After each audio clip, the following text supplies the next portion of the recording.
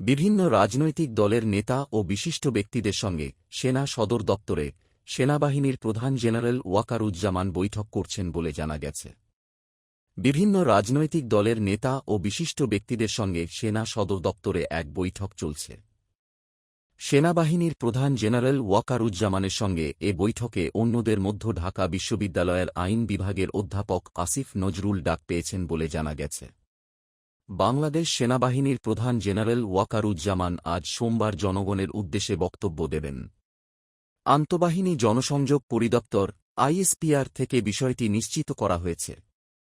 ISPR থেকে বলা হয়েছে, জনসাধারণকে সহিংসতা পরিহার করে ধৈর্য ধারণ করার অনুরোধ করা হল। এর আগে কয়েক ঘণ্টা বন্ধ থাকার পর বাংলাদেশে ব্রডব্যান্ড ইন্টারনেট সেবা আবার চালু করা হয়। তবে সোমবার সকাল পর্যন্ত ধীর গতিতে চললেও সকাল 1:30টার দিকে পুরোপুরি বন্ধ হয়ে গিয়েছিল ব্রডব্যান্ড সেবা। এর আগে রবিবার মোবাইল ইন্টারনেট সেবা বন্ধ করে দেয়া হয়।